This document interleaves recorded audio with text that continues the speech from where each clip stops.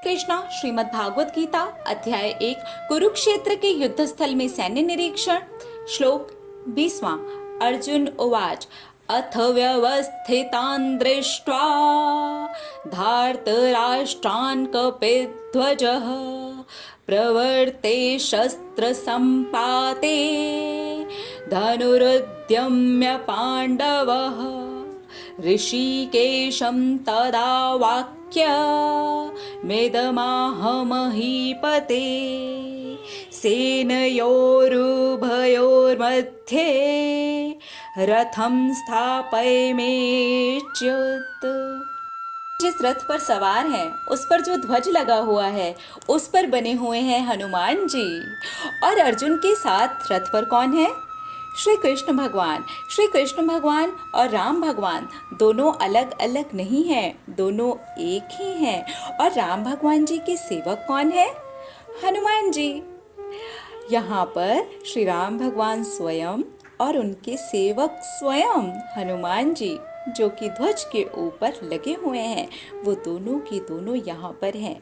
और 15वें श्लोक में हमने देखा था जहाँ पर अर्जुन को धनंजय नाम से संबोधित किया गया है, यानी कि यहाँ पर लक्ष्मी, विष्णु और सेवक के रूप में हनुमान जी तीनों हैं, यानी कि पूरा का पूरा धर्म है।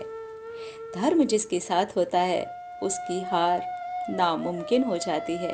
यहाँ पर अर्जुन अपने रथ पर खड़ा होता है, हाथ में धनुष लेता है और बोलता है श्री कृष्ण को।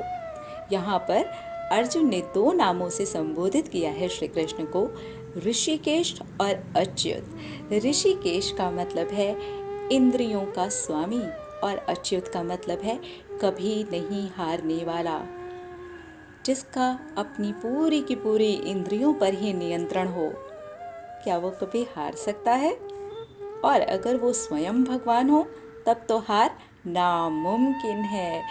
अर्जुन जानता है वो सही है, वो सात्विक है, वो धार्मिक है, वो सत्य है, और उसके साथ कृष्ण हैं जो कि स्वयं धर्म हैं।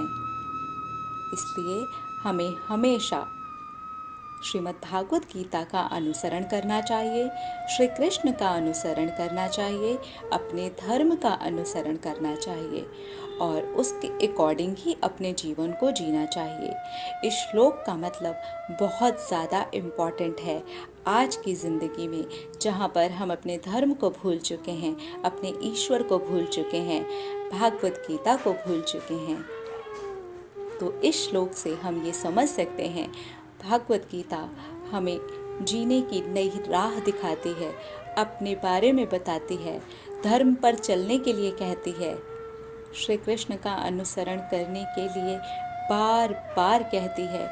यानी कि श्री कृष्ण का अनुसरण मतलब स्वयं का सही अनुसरण, स्वयं का अनुसरण।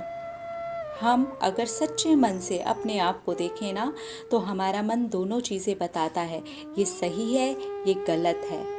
तो जो सही है, चाहे वो कितना भी कठिन हो, चाहे वो कितना भी नामुमकिन लगे, चाहे कितने भी सामने से आ जाए दुर्योधन, चाहे कितनी भी आ जाए नेगेटिविटी, अगर हमारे साथ में कृष्ण है, अगर हमारे साथ में सच है, अगर हमारे साथ में धर्म है, तो हार नामुमकिन है।